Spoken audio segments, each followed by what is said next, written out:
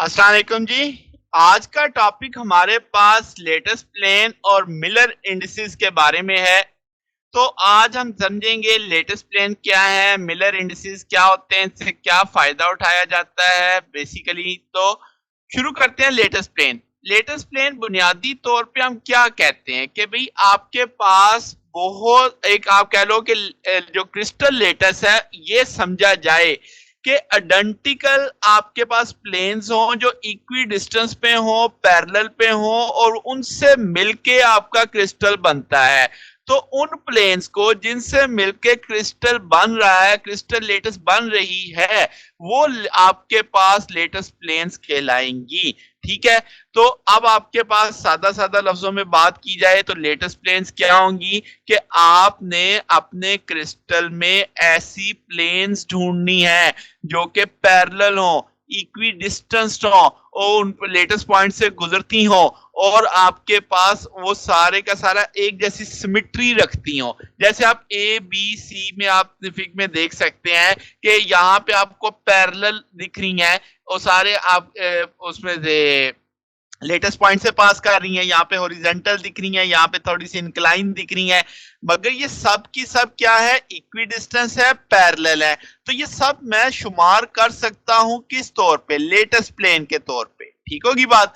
अब ये इनका जो सेट बन रहा है ए में, बी में, सी में, ये जो सेट ऑफ लेटेस्ट प्लेन है पर्टिकुलर ओरिएंटेशन एक खास सिंथ में जा रहा है, किसके, एक्सिस ऑफ यूनिट सेल के लिहाज से। तो इसका मतलब अब मुझे अगर इनकी डायरेक्शन देखनी है तो मुझे पहले यूनिट सेल के एक्सिस डिफाइन करके ओरिजिन डिफाइन करना पड़ेगा, फिर मैं बता पाऊंगा ये किस जानिब जा रही है।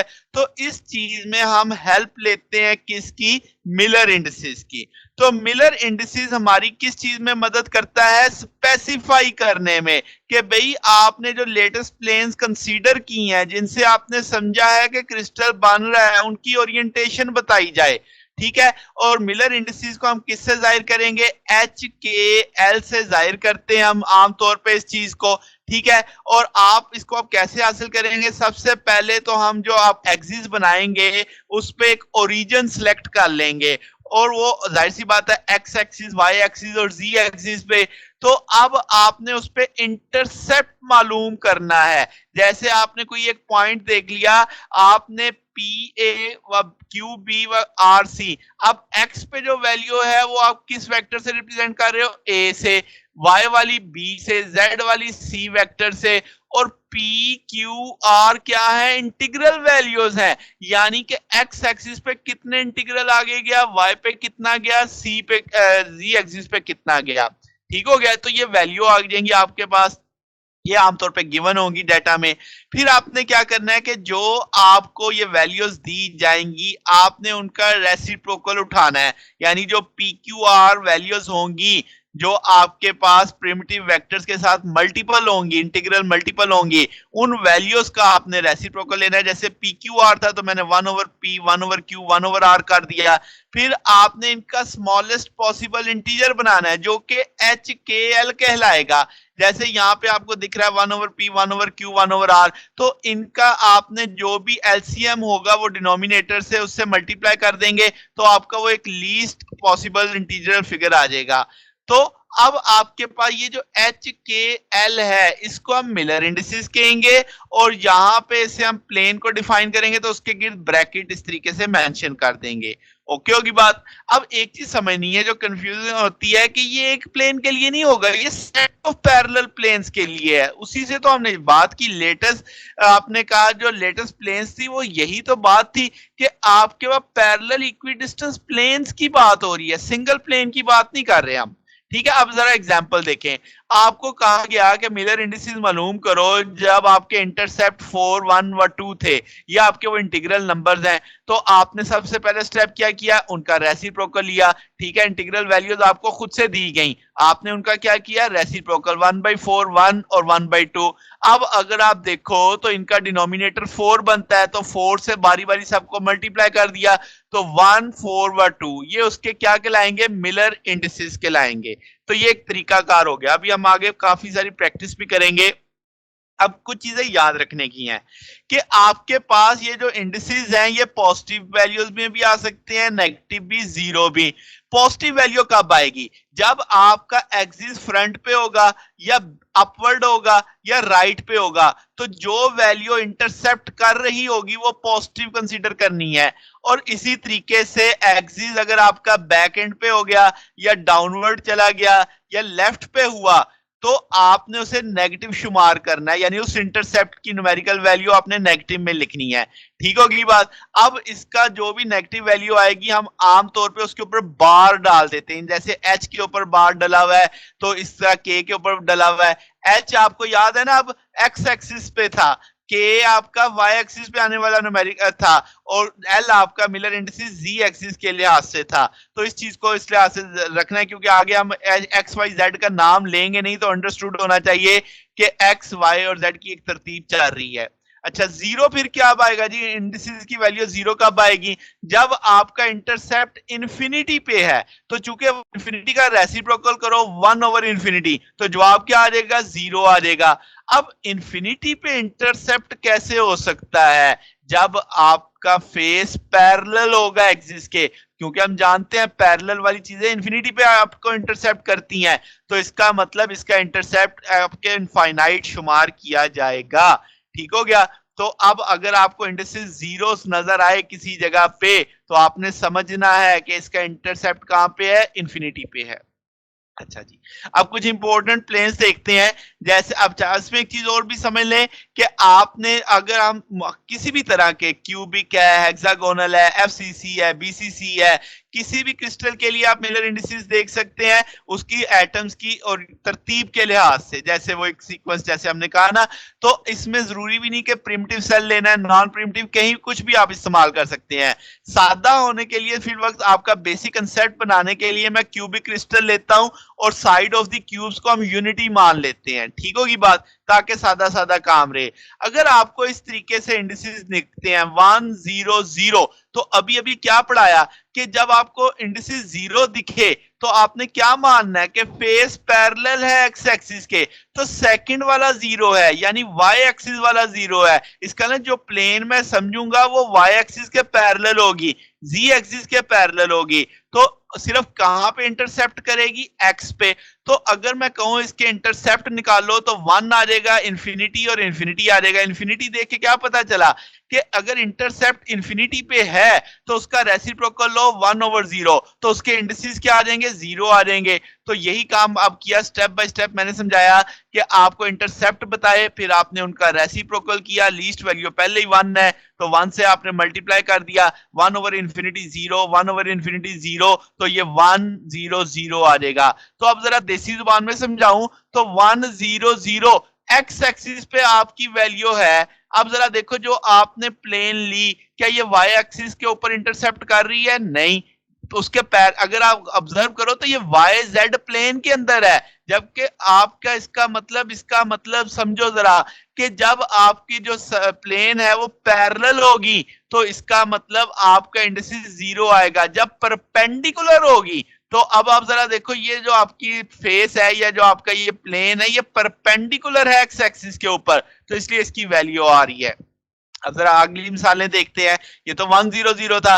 अब अगली मिसाल देखो जरा, 2 0 0 है। तो अब आपको ये इंडिसेस बताए गए हैं, तो इसका मतलब ये जो पहला वो तो अभी भी आपको सेम इसी के साथ कंपैरिजन करो तो आपको समझ आ जानी चाहिए कि भाई ये अभी भी ना y के ऊपर इंटरसेप्ट कर रही है ना z पे इंटरसेप्ट कर रही है।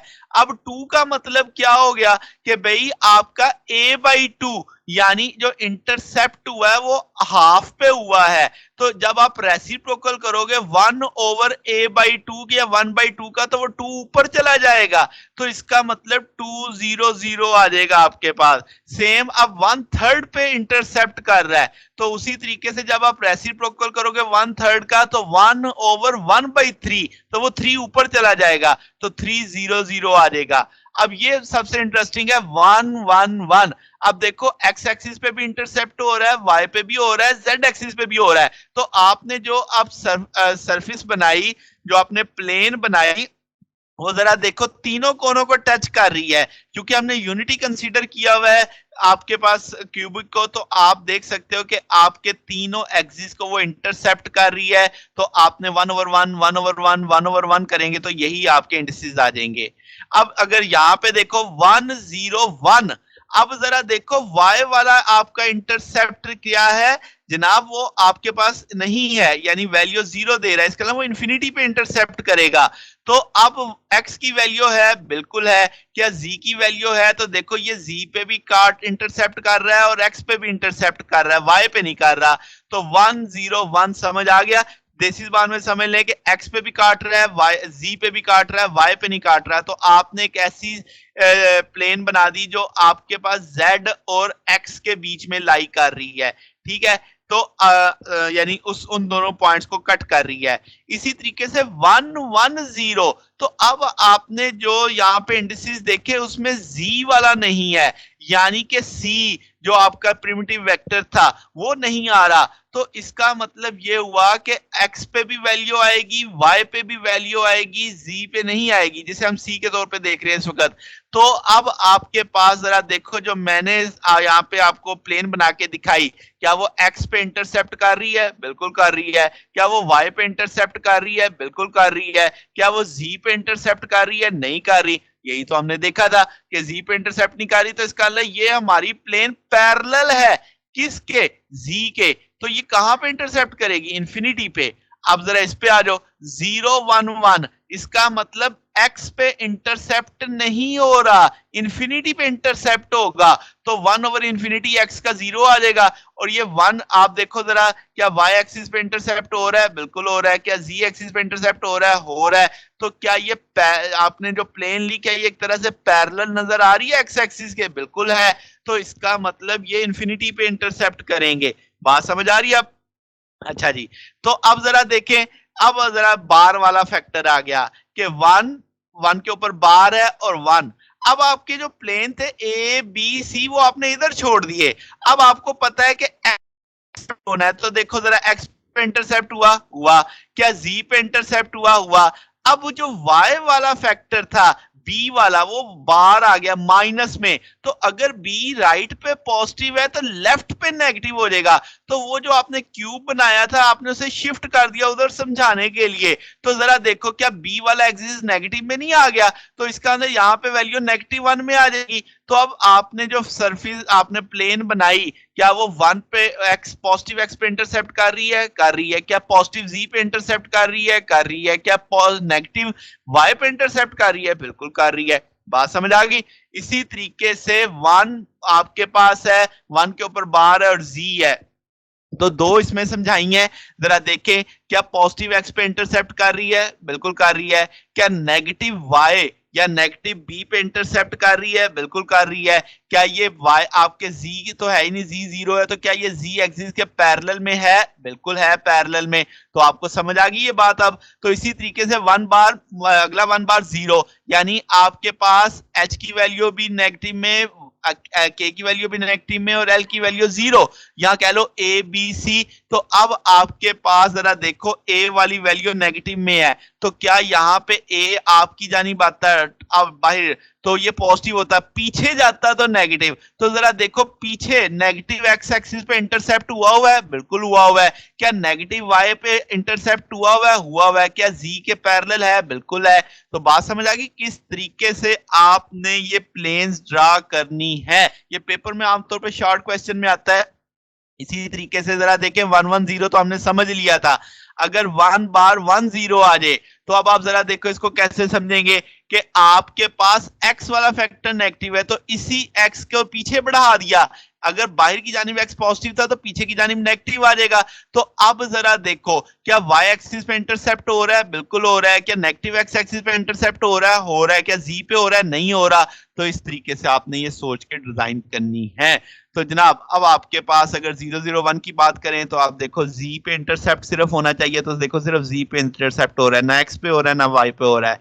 इसी तरीके से 0 1 0 है तो सिर्फ y पे इंटरसेप्ट हो रहा है आपका, ना x पे हो रहा है ना जी पे हो रहा है। तो इस तरीके से आप ढेर सारी एग्जांपल्स कर सकते हैं।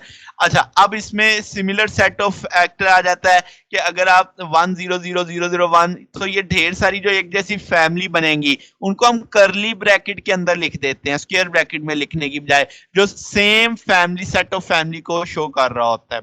तो ये जनाब हमारे पास आज का टॉपिक था मिलर इंडिसेस का। अगर आपको इसमें कोई बात पूछनी हो, डाउट हो तो नीचे कमेंट्स में पूछ सकते हैं। वीडियो अच्छी लगी हो तो वीडियो को लाइक कीजिएगा, दोस्तों के साथ शेयर कीजिएगा, चैनल को भी सब्सक्राइब कर दीजिएगा। अब तक के लिए इतना ही, बाकी इंशाल्लाह फिर नेक्स्ट देखेंगे। ओके, अल्लाह हाफिज।